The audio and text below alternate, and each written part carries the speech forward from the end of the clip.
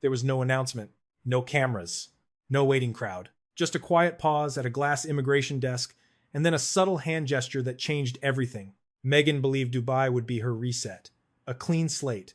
A controlled environment where luxury, discretion, and silence could erase months of damage piling up elsewhere. She arrived polished, composed, dressed for success, every detail calculated. This was supposed to be a soft landing, a reinvention without questions. Instead, the red carpet never appeared. Her passport was scanned. A screen flickered. A line of text appeared that no one needed to read out loud. She was asked to step aside. No explanation followed. No raised voices. No confrontation. She was escorted to a private room, away from public view, where time slowed and the air turned heavy. No press statement was issued. No officials rushed in to clarify. No phones were allowed. Dubai does not argue. It decides. This was not chaos. This was control. Sources later described the moment as electrically tense, not dramatic, not explosive. Worse than that, clinical, final, the kind of denial that does not invite negotiation. The kind that signals a decision had already been made long before the plane touched the ground. When she emerged, witnesses say she looked furious, not shocked, not confused, furious, jaw tight, eyes cold, walking fast, saying nothing, no photographs, no social media posts, no carefully worded statements. Just a silent exit that spoke louder than any press conference ever could. Because in Dubai, silence is never accidental. What happened in that private room was never confirmed. It did not need to be. The message was clear the moment the doors stayed closed. Entry denied, not postponed, not delayed, denied. And that is when the world started paying attention. Dubai is not known for impulsive decisions. It is known for risk management, for stability, for protecting its image with ruthless precision. It does not bend for celebrity. It does not explain itself to outsiders. When Dubai says no, it is because someone, somewhere, has already made the cost outweighs the benefit. This was not about headlines. This was about reputation. In global power centers, reputation does not live on social media. It travels quietly, through private conversations, diplomatic channels, and closed-door assessments. It does not ask for your version of events.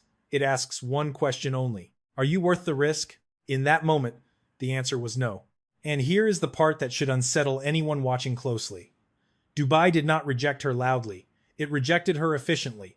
There was no scandal created at the border, no viral confrontation, no scene to spin, just a procedural wall she could not pass through. That kind of rejection is the most dangerous kind, because it leaves no room for narrative control. This was not a misunderstanding. This was not bad luck. This was not discrimination, politics, or ideology. This was a system quietly flagging unpredictability. And if Dubai reached that conclusion, it raises a far more uncomfortable question. How many other places had already come to the same assessment? How many doors had closed without making noise? How many invitations had quietly stopped arriving? Because powerful systems do not act in isolation. They observe. They share. They remember. Dubai did not need to explain itself. It did not need to justify the decision to the public. It simply moved on, leaving behind an image that cannot be undone. A woman who arrived expecting a reset and left carrying something far heavier. A global signal. If a city built on control, image, and long-term strategy chose silence over spectacle, then this was never about one trip. It was about a profile, a pattern, a risk calculation that had already reached its conclusion.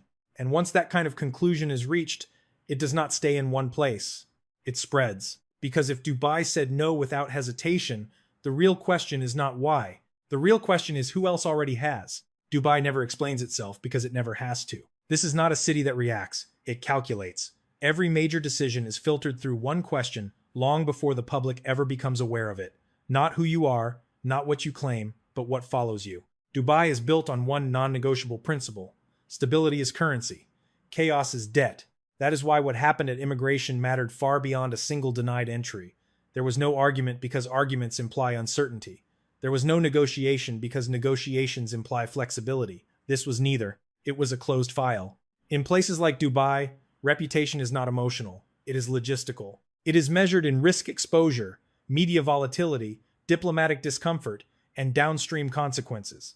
The question is never whether someone deserves access. The question is whether granting access creates future problems that cannot be controlled. And control is everything. This is where many outsiders misunderstand how power actually works. Western celebrity culture runs on visibility, apologies, counter-narratives, redemption arcs. In Dubai, visibility is irrelevant. What matters is predictability. And unpredictability is the one trait that cannot be dressed up, rebranded, or explained away. By the time a passport reaches the scanner, the evaluation has already happened. Backgrounds are reviewed, patterns are noted, behavior is tracked across borders, industries, and years. Public statements are weighed against private reports, staff turnover, legal noise, media cycles. None of this lives in headlines alone. It lives in quiet files shared among people whose job is to prevent disruption before it arrives. Dubai does not need to accuse anyone of wrongdoing to deny access. It does not need proof beyond reasonable doubt. It operates on something far colder, risk probability. And in that system, intention does not matter. Optics do. This is why the denial was silent. Silence was the message. There was no desire to humiliate. Humiliation creates attention. Attention creates noise. Noise invites questions, and questions invite narratives. Dubai avoids all of that by design. It removes the variable and moves on. That is why no explanation was offered. An explanation would have been a conversation. Conversations create leverage. Leverage invites pressure.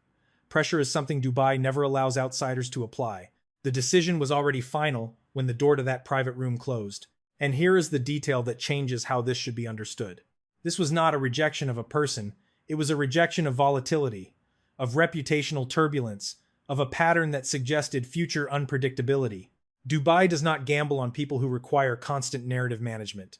It prefers individuals whose presence fades quietly into order, not figures whose arrival demands clarification, defense, or damage control. Even luxury has rules, especially luxury. That is why wealth alone is never enough. Influence alone is never enough. Titles alone are meaningless without behavioral alignment. Dubai has hosted far more controversial figures than celebrities, but those figures understood one rule above all others. Do not bring chaos with you. In this case, chaos was already attached. Months of headlines, conflicting stories, legal tension, staff disputes, financial uncertainty, public volatility.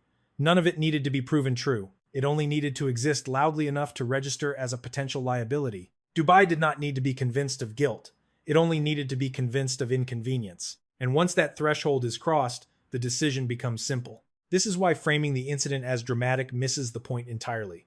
There was nothing dramatic about it. Drama is emotional. This was administrative, and administrative actions are the hardest to reverse. No apology tour fixes them. No interview corrects them. No carefully worded statement undoes them. Because the system that made the decision does not respond to public pressure. It responds to outcomes.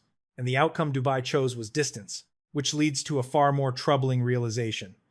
If this assessment was made quietly here, it was likely discussed elsewhere. Risk profiles are not born in isolation. They are reinforced through repetition, through shared observations, through cumulative concern. This was not a door slamming shut in anger. It was a door that was never unlocked to begin with. And when places like Dubai decide not to open a door, they are rarely the first to reach that conclusion. They are simply the first to act on it. By the time a plane lands, reputation has already arrived. This is the part most people never see. Borders are physical. Influence is not. Information moves long before a passport is opened, long before luggage reaches the carousel, long before a smile is offered at customs. In global power circles, reputation does not travel through press releases. It travels through people. Quiet conversations, trusted intermediaries, former colleagues who no longer speak publicly but still speak privately, advisors who do not gossip but assess. And once a pattern forms, it becomes remarkably difficult to interrupt. This is where the idea of a single incident collapses. What happened in Dubai did not begin in Dubai. It was the result of accumulation, small signals stacking on top of each other until they formed a profile no one wanted to inherit. Reputation is not built on one headline. It is built on repetition, high staff turnover, conflicting personal narratives, public accusations followed by retractions or silence, emotional volatility reported behind closed doors, strategic decisions that appear impulsive rather than planned. Each element alone is survivable. Together, they form something far more dangerous: unpredictability. In Western media culture, unpredictability can be spun as authenticity, as boldness, as strength. In diplomatic and investment environments, unpredictability is treated as contamination. It spreads, it disrupts, It forces institutions to spend energy explaining decisions they would rather not explain at all. That is why people who operate in these circles ask a different question than the public does. They do not ask whether someone is right or wrong. They ask whether someone will force them to answer questions they did not plan to answer. And once the answer to that becomes yes, distance becomes the strategy. This is how information actually moves. Former aides do not need to file new complaints to be heard. Their past statements already exist. They circulate quietly as context, not accusations. International advisors do not need proof beyond doubt. They need alignment, they compare notes, they look for consistency. When similar descriptions emerge from different environments, different countries, different teams, the conclusion stops being personal. It becomes operational. This is the point where reputation stops being a public relations problem and becomes a logistical one, because logistics are not emotional. They are binary. Either someone fits within the system or they introduce friction. Either their presence stabilizes or it complicates. Either they require no explanation or they require constant explanation. No power structure wants the latter. This is why celebrity status does not protect anyone at this level. In fact, it often accelerates the risk. Fame amplifies everything. It turns private tension into public spectacle. It ensures that even small missteps are magnified beyond proportion. In environments built on discretion, that amplification is fatal. What matters most is not what was proven, but what was repeated often enough to be remembered. Reputation is memory, and memory does not forget just because a narrative changes. This is also why attempts at reinvention fail when they ignore history. You cannot outrun a profile that has already been circulated. You cannot reset a system that does not believe in resets. You can only demonstrate long-term stability, and that takes time many people no longer have. Once advisors start whispering caution instead of opportunity, the shift is already underway. Meetings become exploratory instead of decisive. Invitations become tentative instead of enthusiastic. Conversations end with phrases like, "not the right time," or "too much uncertainty." None of this appears in headlines, but it determines outcomes. This is how reputation crosses borders without a visa.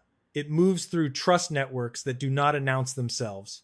It arrives before you do and stays after you leave. And when enough of those networks reach the same conclusion independently, the result looks sudden from the outside but inevitable from the inside. What happened in Dubai was not a surprise to the system that made the call. It was a confirmation that the pattern was no longer localized, that it had gone global, that the same concerns were now echoing across regions that rarely echo anything at all. And once that happens, the problem is no longer how to explain yourself. The problem is how to convince anyone that the pattern will stop. Because at that level of power, no one is looking for a story. They are looking for certainty, and certainty had already left the room. If Dubai represented the silent verdict, the United States represented the slow burn. This is where the pressure did not arrive all at once. It built quietly, layer by layer, until the weight became impossible to ignore. While headlines focused on glamour, deals, and reinvention, something far less visible was tightening behind the scenes. Scrutiny. In the United States, scrutiny does not announce itself. It accumulates. It arrives through paperwork, compliance reviews, financial questions, and legal shadows that never fully step into the light but never disappear either. It is not loud, but it is relentless. Montecito was supposed to be insulation, distance from the palace, distance from protocol, distance from constraint. Instead, it became a pressure chamber, a place where lifestyle and obligation no longer aligned, where expenses kept rising while certainty kept shrinking. This is the moment many observers misunderstand. They assume trouble begins when authorities knock on the door. In reality, trouble begins long before that, when advisors stop returning calls quickly, when institutions slow their engagement, when every conversation becomes cautious and every commitment becomes conditional. The American system does not need to prove guilt to trigger discomfort. It only needs to detect risk. Financial irregularities, inconsistent narratives, public volatility that invites oversight. None of these alone are catastrophic. Together, they form a signal, and signals are everything.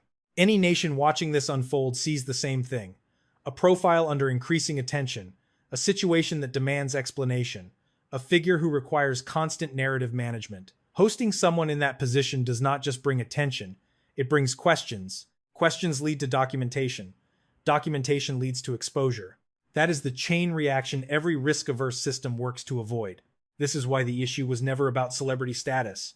Celebrity can be an asset until it becomes a multiplier. When scrutiny increases, fame does not shield, it magnifies. Every financial move becomes interesting. Every decision becomes contextual. Every silence becomes suspicious. In that environment, even unrelated matters start to connect in the public imagination. Housing disputes begin to look like instability. Business delays begin to look like collapse. Private disagreements begin to look like structural failure. Whether fair or not no longer matters. Perception becomes reality. And perception in the United States has a unique consequence. It invites formal processes. Processes require time. Time requires patience. Patience requires stability. Without stability, everything slows down. Deals pause. Partnerships hesitate. Invitations are reconsidered. Not because anyone wants conflict, but because no one wants proximity to uncertainty. This is what turns a personal crisis into an international liability. From the outside, it looks like a lifestyle problem. Too much spending, too many headlines, too much drama. From the inside, it looks far more dangerous. It looks like exposure risk, like reputational spillover, like a situation no one wants to inherit. And this is the crucial point. Countries do not compete to host people under pressure. They compete to avoid being associated with the fallout. No amount of luxury offsets that calculation. This is why the American pressure cooker matters to the global story. It explains why other doors did not rush to open, why curiosity turned into caution, why interest cooled into distance. Dubai did not act in a vacuum. It acted with awareness. When a profile is under sustained scrutiny in the United States, any other nation considering engagement must ask itself one uncomfortable question. What happens if this escalates while they are on our soil? No one wants to answer that. So the safest move becomes the simplest one. Decline quietly. Create distance. Let the pressure resolve elsewhere. This is how global systems protect themselves. Not with accusations. Not with drama. With absence. And once absence becomes the default response, the problem is no longer finding opportunity. The problem is surviving the waiting period. Because pressure does not explode immediately. It squeezes, slowly, methodically, until something gives.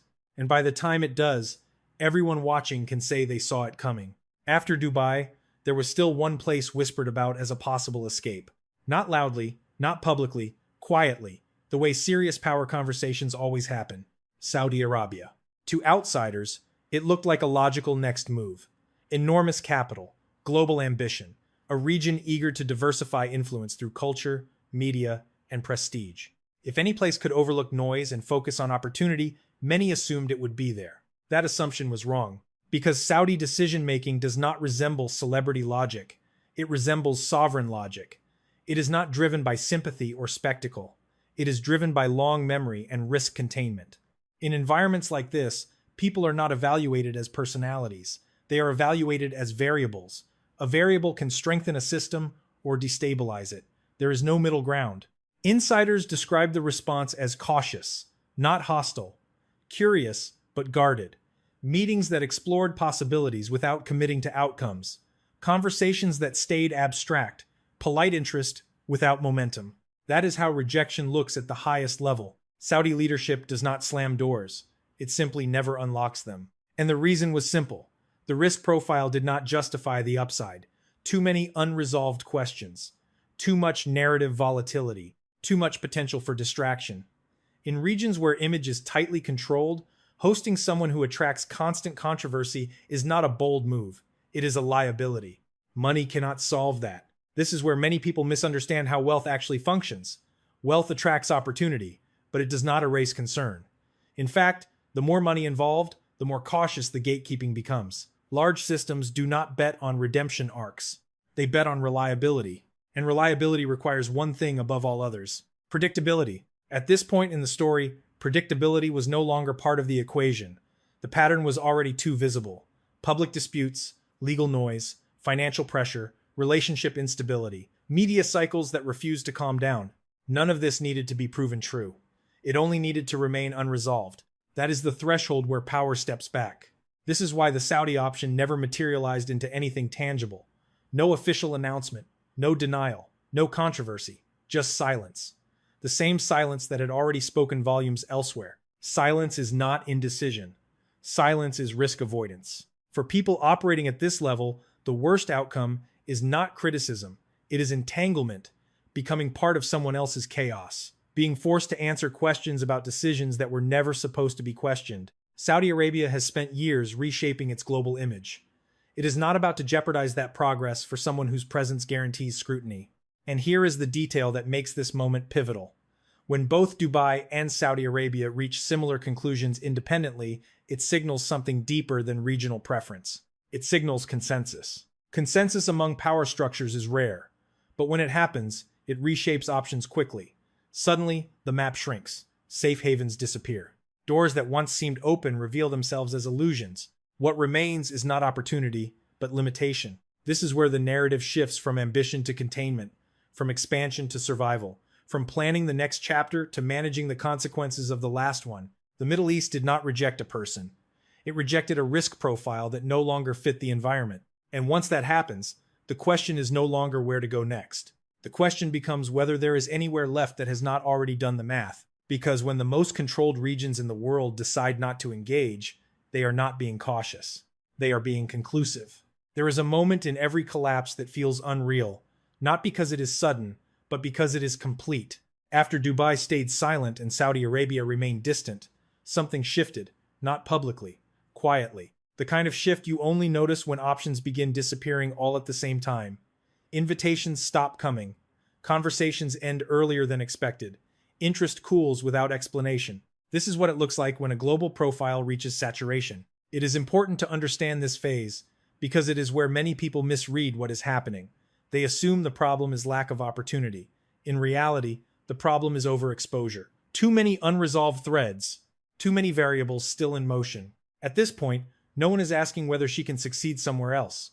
They are asking whether hosting her would import unfinished business they did not sign up for. That question kills momentum instantly.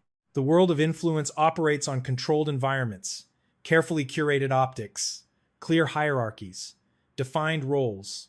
When someone arrives carrying instability from multiple directions at once, they do not look ambitious. They look hazardous. This is when ambition turns into urgency. There is a noticeable change in behavior during this stage. Moves become faster. Decisions feel rushed. Strategies appear improvised. What once looked like long-term planning begins to resemble escape planning. Observers start to notice the same pattern repeating. Attempted pivots that never fully land. New narratives introduced before the previous ones are resolved. Announcements teased but never finalized. Each attempt leaves behind more questions than answers. This is not failure by explosion. It is failure by erosion. One by one, the exits close. Not with announcements, not with rejection letters, with silence, with delays, with polite distance, with phrases like, not the right time, and let us revisit later. Later never comes. And the most unsettling part is this. When exits close simultaneously across regions that rarely coordinate, it means something deeper is at work. It means the same assessment is being reached independently over and over again. Too volatile, too unpredictable, too much risk for too little return. At this stage, even allies hesitate, not because loyalty disappears, but because proximity becomes dangerous. Association begins to feel like endorsement. Endorsement invites scrutiny. Scrutiny invites cost. Cost is what everyone is trying to avoid. This is how a once global narrative contracts rapidly. The world does not turn hostile. It turns cautious. And caution is far more limiting than opposition. Because you can fight opposition. You cannot negotiate indifference. What remains is a narrowing corridor of options. Fewer places to land, fewer people willing to vouch, fewer institutions willing to invest political or reputational capital. This is when reinvention stops being strategic and starts being reactive. And reaction is the enemy of power. Power moves slowly. It plans. It waits. When someone begins moving quickly, it signals vulnerability. That signal travels fast, faster than press releases, faster than social media, faster than any carefully constructed message. The world reads urgency clearly. By this point, the question is no longer how to rebuild an empire. The question is how to stabilize before further damage occurs, how to stop the contraction, how to prevent the situation from defining every future move. Because once a profile is labeled high risk across multiple systems, reversing that perception takes more than time. It takes silence, consistency, and restraint. And those are the hardest things to maintain when every door feels like it is closing. This is the moment where the story stops being about ambition and starts being about survival, not survival of image, not survival of fame, survival of relevance. Because when the world quietly steps back all at once, it is not making room. It is drawing a boundary. And boundaries, once drawn at this level, are not easily crossed again. When pressure has nowhere left to go, it turns inward. This is the stage where global rejection stops being abstract and starts becoming personal, where strategic failures no longer live in headlines, but in private conversations behind closed doors, where silence from the outside world amplifies tension inside the home. Money changes everything, not because it disappears overnight, but because it becomes conditional, unreliable, tied to expectations that no longer hold. Deals that once felt guaranteed begin to feel fragile. Promises stretch, timelines slip, and every conversation about the future circles back to the same unresolved question. How long can this last? This is where the cracks reportedly began to show, not as explosive fights at first, but as constant friction, disagreements over direction, over spending, over strategy. One side pushing for structure, restraint, and repair. The other pushing for movement, reinvention, and escape. Those are not compatible instincts. In relationships built under pressure, alignment matters more than affection. When both people stop wanting the same future, love becomes secondary to logistics, decisions stop being shared, plans stop being mutual. Sources close to the situation describe an imbalance forming. One partner increasingly anxious about stability, legacy, and containment.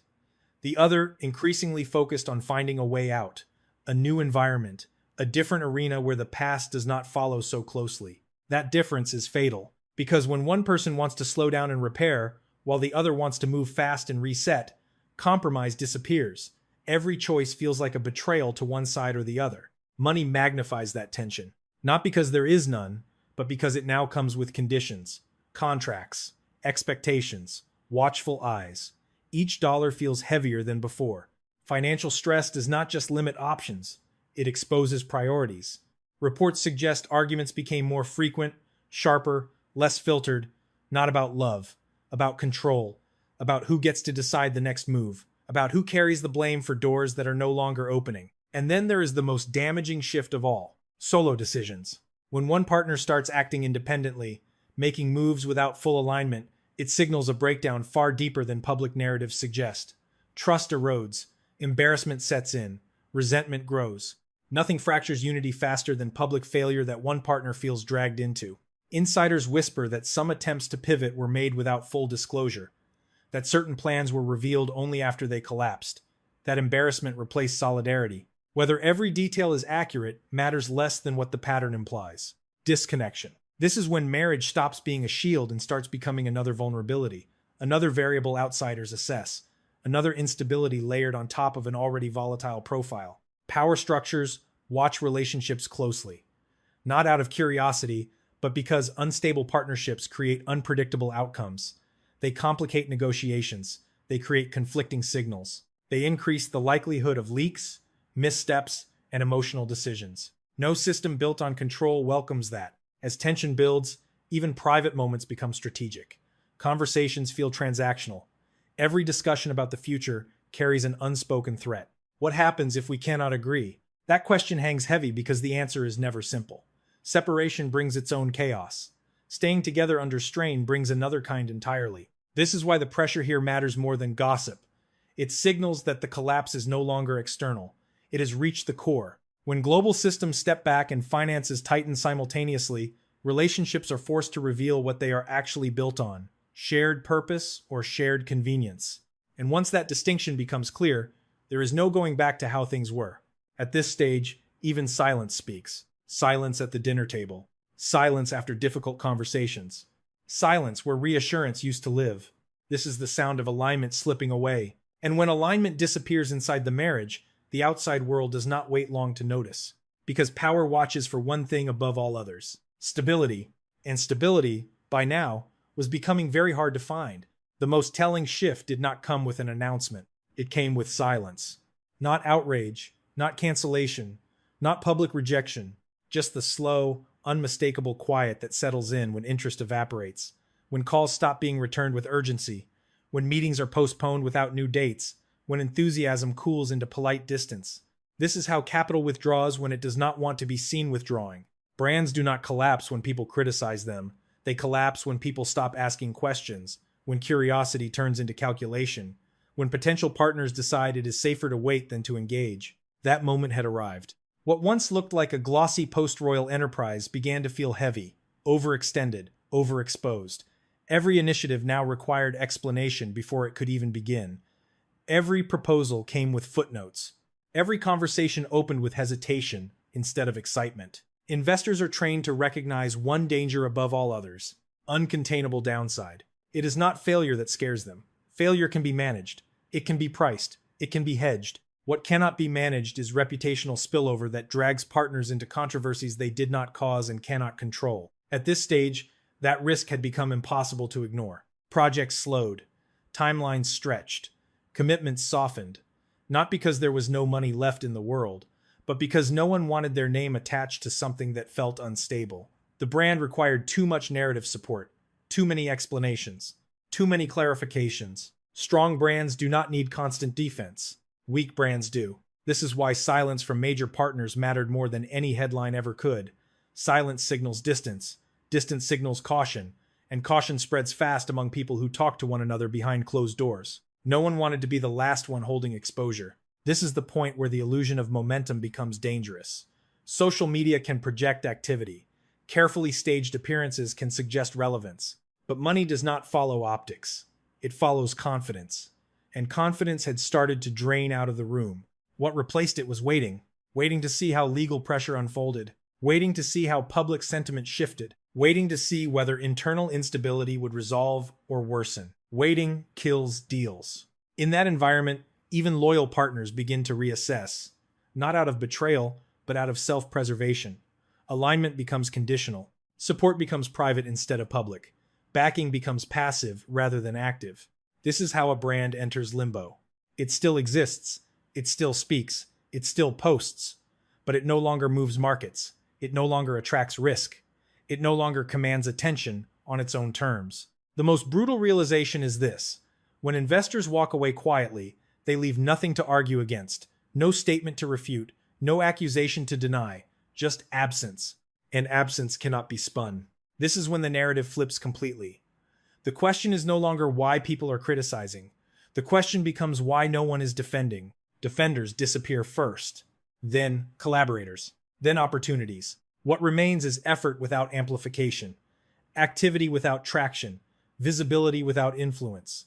That is the danger zone every public-facing brand fears most, because rebuilding from silence is far harder than surviving backlash. Backlash keeps you relevant. Silence erases you. And by now, the silence was no longer isolated. It was structural. It lived in boardrooms, in contract drafts that never finalized, in conversations that ended with, "Let us wait." Waiting is how capital says no without saying no. And once enough people choose to wait at the same time, the outcome is already decided. The brand had not exploded. It had stalled, and stalled systems, in the world of power and money, rarely restart without a complete reset. The question was no longer whether the brand could recover. The question was whether anyone still believed it was worth the risk to try. There is a moment when a narrative stops belonging to the person who created it. It does not happen with a scandal. It does not happen with a headline. It happens when control quietly changes hands. For years, the strategy relied on framing, on timing, on carefully chosen silences and selective disclosures. The story moved forward because it was guided. Every criticism could be countered. Every setback could be reframed as persecution, misunderstanding, or transition. That system no longer worked. The shift was subtle at first. Supporters stopped arguing as fiercely. Defenses grew repetitive. Explanations sounded recycled. The same justifications appeared again and again, each time landing with less force. Then something far more dangerous happened. The audience stopped listening. When people disengage emotionally, narratives lose oxygen. Criticism becomes mockery. Debate becomes indifference. And indifference is fatal to influence. This is where social media matters, not as a cause, but as a mirror. Memes replaced analysis. Sarcasm replaced outrage. Even former defenders began asking questions they once dismissed. Does she still control the story, or is the story controlling her? That question spread fast. Once it takes hold, no amount of messaging can erase it, because it reframes everything that follows. Every new initiative is interpreted as desperation. Every appearance is viewed as performance. Every silence is read as damage control. The benefit of the doubt disappears. This is not about fairness. It is about pattern recognition. Audiences are remarkably forgiving when they believe growth is happening. They are unforgiving when they sense repetition disguised as reinvention. By this stage, repetition was obvious. The same cycle played out again and again. Announcement, pushback, defense, retreat, silence, reset. Each iteration weakened the next. What once felt strategic now felt reactive. Reaction is easy to spot. It arrives too quickly. It lacks depth. It feels rushed. Observers began to notice that the story was no longer moving forward. It was circling, revisiting old ground, recycling old grievances, replaying familiar themes without resolution. That is when credibility erodes. Not because people disagree, but because they grow tired. Tired of explanations that never lead to closure. Tired of promises that never quite materialize. Tired of being asked to suspend judgment indefinitely. This is how influence fades. It does not vanish overnight. It thins out. It loses density. Fewer people engage deeply. Fewer voices amplify. The echo grows weaker. And when that happens, even powerful allies hesitate. Because influence without public momentum is risky to back. It offers exposure without protection. This is the moment where narrative control truly slips away. Not because someone else seizes it deliberately, but because no one needs to anymore. The story runs on its own. Every action feeds it. Every response fuels it. Every attempt to regain control confirms the loss of it. Silence no longer resets the conversation. Speaking no longer redirects it. The narrative has escaped its creator. At this point, the most damaging realization sets in. Reputation is no longer shaped by intention. It is shaped by accumulation, by memory, by the sum of unresolved moments that now define perception more than any single statement ever could. This is why narrative collapse is so hard to reverse. You cannot argue with a conclusion that people have already reached on their own. And once the audience decides that the story has become predictable, the power dynamic flips permanently. Predictability kills fascination. Fascination is the currency of relevance. Without it, even the loudest voice sounds distant. By now, the story was no longer about what might happen next. It was about how much further it could fall before something finally changed. Because when control of the narrative is lost, the only question left is whether the collapse ends quietly or publicly. And the world was watching to see which one it would be. At the end of every rise, there is a moment when the noise fades and something far more unsettling takes its place. Clarity. Not the clarity offered by statements or interviews, but the kind that settles in when patterns stop being debated and start being accepted. When speculation hardens into expectation. When observers no longer ask what went wrong, but how long it can continue. This is that moment. The story is no longer about glamour, rebellion, or reinvention. It is not even about controversy. It is about consequence. About what happens when ambition outruns structure, when narrative replaces strategy, and when momentum is mistaken for permanence. What unfolded was not a single failure. It was a chain reaction, a denial that required no explanation, a silence that spread across borders, a caution that turned into withdrawal, a brand that stalled rather than collapsed, a marriage strained by financial gravity, a narrative that slipped beyond control. Each piece alone could have been managed. Together, they formed something far more decisive, a ceiling. This is the reality of power at the highest levels. Fame opens doors, but behavior determines how long they stay open. Influence attracts attention, but stability keeps it. When stability disappears, attention becomes dangerous rather than useful. That is the lesson hidden beneath every moment of this saga. The world did not turn hostile. It turned cautious, and caution does not shout. It does not argue. It does not accuse. It simply steps back. That step back is what defines this phase. The distance, the pauses, the unanswered messages, the deferred decisions. These are not punishments, they are protections. Systems protecting themselves from uncertainty they did not create and do not want to manage. What makes this moment so difficult to reverse is that it is not driven by outrage. Outrage burns out, caution endures. To rebuild from here would require something far harder than a rebrand. It would require silence without resentment, consistency without performance, time without urgency, a willingness to let attention drift away rather than chase it. Those are not easy disciplines for anyone whose identity has been shaped by visibility. This is why the final question lingers. Not whether redemption is possible, not whether public opinion will soften, but whether patience still exists. Because patience is the only currency that matters once influence has thinned and options have narrowed. Without it, every move looks rushed, every pivot looks desperate, every announcement feels premature. and the world can sense desperation instantly. The irony is that nothing external needs to happen now for the outcome to change. No new scandal is required, no dramatic revelation is necessary. The trajectory is already set by what has accumulated. Momentum has reversed. The only uncertainty left is how the story concludes. Quiet stabilization or public unraveling. Gradual irrelevance or deliberate withdrawal. Controlled reset or prolonged exposure. That decision cannot be outsourced. It cannot be spun. It cannot be rushed.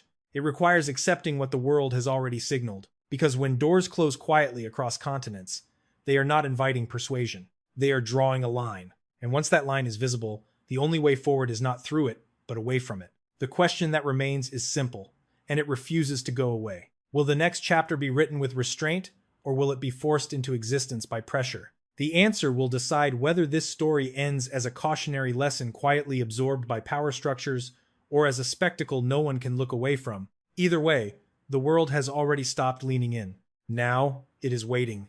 There is a dangerous misconception about collapse. People assume it ends with noise. In reality, the most consequential collapses end with something far quieter.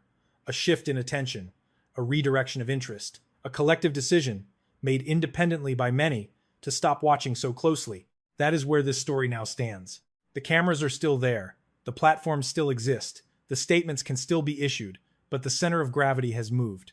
The world is no longer leaning forward, waiting to be convinced.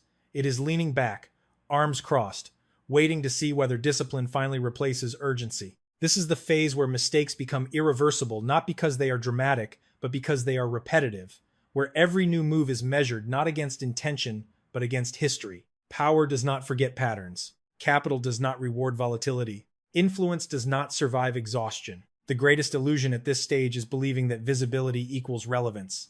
It does not. Visibility without trust is exposure. Exposure without control is vulnerability. And vulnerability, once perceived, spreads faster than any narrative ever could. What happens next will not be decided by headlines. It will be decided by restraint, by silence held long enough to be meaningful, by consistency maintained long enough to be believed, or by the absence of those things.